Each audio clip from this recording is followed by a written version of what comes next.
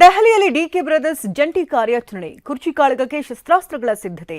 ಸಚಿವ ಕೆ ವೆಂಕಟೇಶ್ ನೇತೃತ್ವದಲ್ಲಿ ವಿದೇಶ ಪ್ರವಾಸ, ಫಾರಿನ್ ಟೂರ್ ಪ್ರಾಯೋಜಕರಾರು ಬಿಜೆಪಿ ಶಾಸಕ ಭೈರತಿ ಸುರೇಶ್ ನಾಪತ್ತೆ. ಇದೆಲ್ಲ ಸುದ್ದಿಯನ್ನು ನೋಡೋಣ ರಾಜಕೀಯ ನ್ಯೂಸ್ ಟಾಪ್ನಲ್ಲಿ. ಎಐಸಿಸಿ ಅಧ್ಯಕ್ಷ ಮಲ್ಲಿಕಾರ್ಜುನ ಖರ್ಗೆ ಅವರ ನವದೆಹಲಿ ನಿವಾಸಕ್ಕೆ ಡಿಸಿಎಂ ಡಿಕೆ ಶಿವಕುಮಾರ್ ತೆರಳಿದ್ರು. ರಾಜ್ಯದ ರಾಜಕೀಯ ವಿದ್ಯಮಾನಗಳ ಬಗ್ಗೆ ಖರ್ಗೆ ಜೊತೆ ಚರ್ಚೆ ನಡೆಸಿದ್ರು. ಇದಾದ ಬಳಿಕ ಎಐಸಿಸಿ ಪ್ರಧಾನ ಕಾರ್ಯದರ್ಶಿ ಕೆಸಿ ವೇಣುಗೋಪಾಲ್ ಅವರನ್ನು ನಿನ್ನೆ ರಾತ್ರಿನೇ ಡಿಕೆ ಸಹೋದರರು ಭೇಟಿಯಾಗಿ ಮಾತುಕತೆ ನಡೆಸಿದ್ದಾರೆ. ಲೋಧಿ ಎಸ್ಟೇಟ್ನಲ್ಲಿ ಇರುವ ವೇಣುಗೋಪಾಲ್ ನಿವಾಸದಲ್ಲಿ ತಡರಾತ್ರಿ ಡಿಕೆ ಬ್ರದರ್ಸ್ ಜಂಟಿ ಕಾರ್ಯಾಚರಣೆ ಶುರು ಮಾಡಿದ್ದಾರೆ. ದೆಹಲಿಯಲ್ಲಿ ಡಿಸಿಎಂ ಡಿಕೆ ಕೊಟ್ಟ ಮಾತಿನ ಪ್ರಸ್ತಾಪ ಮೂಲಕ ಒತ್ತಡದ ತಂತ್ರಕ್ಕೆ ಮುಂದಾಗಿದ್ದಾರೆ. ಸಿಎಂ ಸಿದ್ದರಾಮಯ್ಯ ನಾನೇ ಸಿಎಂ ಎನ್ನುವ ಭರವಸೆ ಜೊತೆಗೆ ಬಜೆಟ್ ತಯಾರಿ ಜೋರಾಗಿ ನಡೆಸಿದ್ದಾರೆ. ಈ ಎರಡೂ ಬೆಳವಣಿಗೆ ಬದಲಾವಣೆ ಅಲೆ ತೋರಿಸ್ತಾ ಇದ್ರೆ ರಾಜ್ಯ ಕಾಂಗ್ರೆಸ್ ಶಾಸಕರು ವಿದೇಶಿ ಪ್ರವಾಸ, ರೆಸಾರ್ಟ್ ರಾಜಕಾರಣಕ್ಕೂ ಸದ್ದಿಲ್ಲದೆ ಸಿದ್ಧವಾಗ್ತಾ ಇರೋದು ಚರ್ಚೆ ಕಾಳಗಕ್ಕೆ ಶಸ್ತ್ರಾಸ್ತ್ರಗಳನ್ನ ಸಿದ್ಧಪಡಿಸಿದಂತಿದೆ.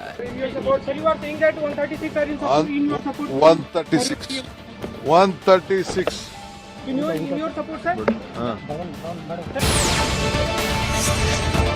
ಮೊನ್ನೆ ಡಿಸಿಎಂ ಡಿಕೆ ಶಿವಕುಮಾರ್ 136 ಶಾಸಕರು ಬೆಂಬಲ ಇದೆ ಅಂತ ಹೇಳಿದ್ರು. ಕುರ್ಚಿ ಆಟ ತಾರಕಕ್ಕೇರುತ್ತಿರುವಾಗಲೇ ಸಿಎಂ ಸಿದ್ದರಾಮಯ್ಯರ ಆಪ್ತ ಸಚಿವರು ಯಾವುದೇ ಬದಲಾವಣೆ ಆಗಲ್ಲ ಅನ್ನೋ ವಿಶ್ವಾಸದಲ್ಲಿದ್ದಾರೆ.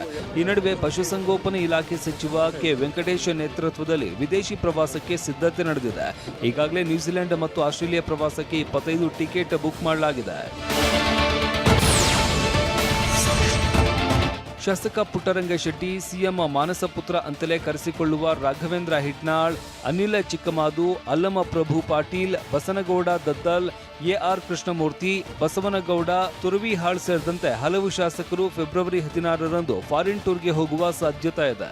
ಪಶುಸಂಗೋಪನಾ ಇಲಾಖೆಯಿಂದ ಹೋಗ್ತಾ ಇದ್ದೀವಿ. ಆಸ್ಟ್ರೇಲಿಯಾ ಮತ್ತು ನ್ಯೂಜಿಲೆಂಡ್ನಲ್ಲಿ ಹೈನುಗಾರಿಕೆ ಹೆಚ್ಚು ಪ್ರಸಿದ್ಧವಾದಂಥ ವರ್ಲ್ಡ್ನಲ್ಲಿ ಫೇಮಸ್ ಇದೆ. ಆ ದಿಕ್ಕಿನಲ್ಲಿ ಹೋಗ್ತಾ ಇದ್ದೀವಿ ವಿನಃ ಯಾವ ರೀತಿ ಅಧಿಕಾರ ಹಂಚಿಗೆ ಅವ್ರ ಬಣ ಇವ್ರ ಬಣ ಅಂತೇಳಿ ನಾವೆಲ್ಲ ಕಾಂಗ್ರೆಸ್ ಬಣ ಅಲ್ಲ. ಶಾಸಕರು ಅವರು ವೈಯಕ್ತಿಕವಾಗಿ ವಿದೇಶ ಪ್ರವಾಸಕ್ಕೆ ಹೋಗ್ತಾವ್ರೆ. ಅದಕ್ಕೂ ಇದಕ್ಕೂ ನೀವು ತುಲನೆ ಮಾಡೋದು ಸರಿ ಇಲ್ಲ ಅಂತ ನನ್ನ ಅಭಿಪ್ರಾಯ. ರಾಮಯ್ಯನವ್ರ ಬಣ ಇನ್ನೊಂದು ಬಣ ಅಲ್ಲ, ಕಾಂಗ್ರೆಸ್ ಶಾಸಕರು ಹೋಯ್ತಾರೆ. ಫಾರಿನ್ ಟೂರ್ ಆಯೋಜಿಸಿರೋದು ಯಾರ ಬಣ ಅನ್ನೋ ಮಾಹಿತಿ ಇನ್ನೂ ಇಲ್ಲ. ಫಾರಿನ್ ಟೂರ್ ಗುಟ್ಟಾಗಿನೇ ಇದೆ. ಡಿಕೆಗೂ ಫಾರಿನ್ ಟೂರ್ಗೂ ಸಂಬಂಧ ಇಲ್ಲ ಅಂತ ಸಹೋದರ ಡಿಕೆ ಸುರೇಶ್ ಸ್ಪಷ್ಟಪಡಿಸಿದ್ದಾರೆ.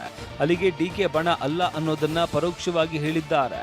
ಇದೇ ವೇಳೆ ತಮ್ಮದೇ ಖರ್ಚಿನಲ್ಲಿ ವಿದೇಶಕ್ಕೆ ಹೋದ್ರೆ ತಪ್ಪೇನು ಅಂತ ಸಿಎಂ ಸಿದ್ದರಾಮಯ್ಯ ಪ್ರಶ್ನಿಸಿದ್ದಾರೆ. ಅದು ಗೊತ್ತಿಲ್ಲ, ಯಾರು ಹೋಗ್ತಾ ಇದ್ದಾರೆ ನೀವು ಅವ್ರನ್ನ ಕೇಳಬೇಕು, ಆರ್ಗನೈಸ್ ಮಾಡಿರೋರನ್ನ ಕೇಳಬೇಕು.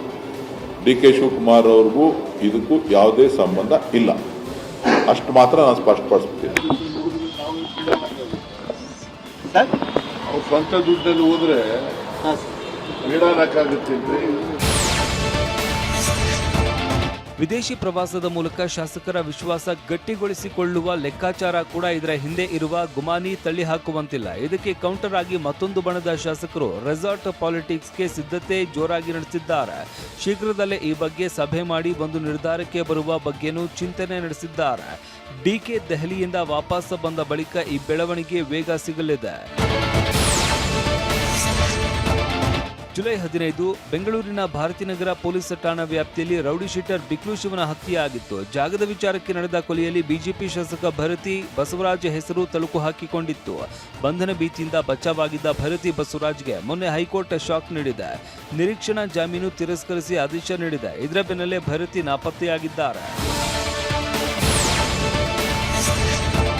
ಭರತಿ ಬಸವರಾಜ್ಗಾಗಿ ಸಿಐಡಿ ಟೀಮ್ ಇಡೀ ಬೆಂಗಳೂರು ಹುಡುಕಿದೆ. ಆದರೆ 8 ದಿನದ ಹಿಂದೆನೆ ಭರತಿ ಬಸವರಾಜ್ ದುಬೈಗೆ ಎಸ್ಕೇಪ್ ಆಗಿದ್ದಾರೆ. ಜಾಮೀನು ಸಿಗೋದು ಡೌಟ್ ಅನ್ನೋದನ್ನ ಅರಿತಿದ್ದ ಭರತಿ ಮೊಬೈಲ್ ಸ್ವಿಚ್ ಆಫ್ ಮಾಡ್ಕೊಂಡಿದ್ದಾರೆ. ಯಾರ ಸಂಪರ್ಕಕ್ಕೂ ಸಿಗದೆ ಅಜ್ಞಾತವಾಗಿದ್ದಾರೆ. ಅವರಾಗಿನೇ ಸರೆಂಡರ್ ಆದ್ರೆ ಒಳ್ಳೇದು ಅಂತ ಪರಮೇಶ್ವರ್ ಹೇಳಿದ್ದಾರೆ. ವಾಲಂಟಿಯರ್ ಆಗಿ ಅವರೇ ಬಂದು ಸರೆಂಡರ್ ಆದ್ರೆ ಒಳ್ಳೇದು, ಇಲ್ಲ ಅಂದ್ರೆ ಹುಡುಕ್ತಾರೆ. ಸದ್ಯ ಭರತಿ ಬಸವರಾಜ್ ನಿರೀಕ್ಷಣಾ ಜಾಮೀನಿಗಾಗಿ ಸುಪ್ರೀಂ ಮೆಟ್ಟಿಲೇರಿದ್ದಾರೆ. ಗಲ್ಲಿ ಗಲ್ಲಿ ಹುಡುಕ್ತಾ ಇರುವ ಪೊಲೀಸರು ಲುಕ್ಔಟ್ ನೋಟಿಸ್ ಜಾರಿಗೊಳಿಸುವುದಕ್ಕೆ ತಯಾರಿ ನಡೆಸಿದ್ದಾರೆ. ಯಾವುದೇ ಕ್ಷಣದಲ್ಲಿ ಭರತಿ ಬಸವರಾಜ್ ಬಂಧನವಾಗುವ ಸಾಧ್ಯತೆ ಇದೆ. ಸುಪ್ರೀಂ ಕೋರ್ಟ್ನಲ್ಲೂ ಬೇಲ್ ಸಿಗದಿದ್ರೆ ಭರತಿ ಶರಣಾಗಬೇಕಾದ ಅನಿವಾರ್ಯತೆ ಎದುರಾಗಲಿದೆ.